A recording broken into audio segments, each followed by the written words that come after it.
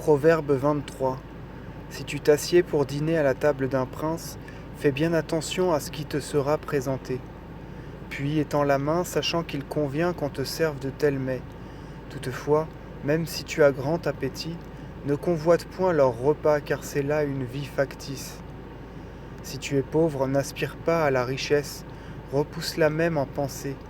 Si tu fixes ton regard sur elle, tu la vois disparaître, car elle a, comme l'aigle, des ailes prêtes à s'envoler, et retourne à la maison de son premier maître. Ne dîne pas avec un homme envieux, ne désire rien de sa table, car il mange et il boit comme on avalerait un cheveu. Ne l'introduis pas chez toi et ne mange pas un morceau avec lui, car il le vomirait et souillerait tes meilleures paroles. Ne dis rien à l'insensé, de peur que peut-être il ne tourne en dérision tes sages discours.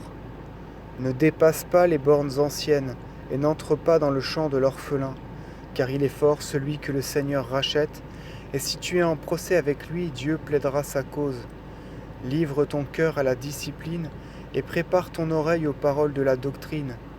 Ne cesse de corriger un enfant, car si tu le frappes de verge, il n'en mourra pas, et si tu le frappes de verge, tu sauveras son âme de la mort. Mon fils, si ton cœur est sage, tu réjouiras aussi mon cœur, et si tes lèvres sont droites, elles converseront avec mes lèvres.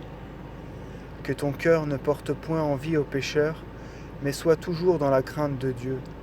Car si tu observes ces choses, tu auras des descendants, et ton espérance ne sera pas trompée. Écoute, mon fils, et sois sage, et maintiens droites les pensées de ton cœur. Ne sois pas buveur de vin, évite les longs banquets et la profusion des viandes, car l'ivrogne et le débauché mendieront. Le paresseux sera revêtu de haillons en lambeaux. Écoute, mon fils, le père qui t'a engendré, et ne méprise pas ta mère parce qu'elle a vieilli.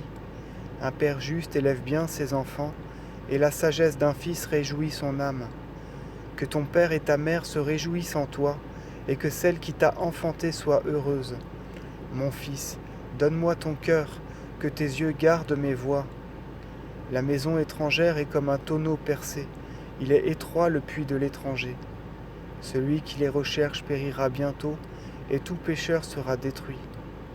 Pour qui les gémissements, pour qui le trouble, pour qui les contestations, pour qui les ennuis et les entretiens frivoles, pour qui les repentirs inutiles, pour qui les yeux livides? N'est-ce pas pour ceux qui passent leur temps dans l'ivresse et qui hantent les lieux où l'on boit? Ne vous enivrez pas, mais faites votre société des hommes justes, et fréquentez-les publiquement.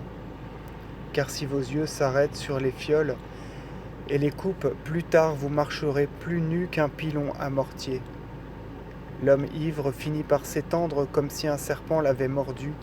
Le venin se répand sur lui comme de la dent d'un reptile.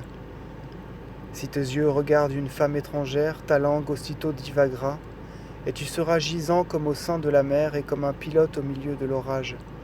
Et tu diras, on m'a frappé, et je n'en ai pas souffert. On s'est joué de moi, et je ne m'en suis pas douté. Quand viendra l'aurore pour m'en aller encore chercher des hommes avec qui je puisse me retrouver ?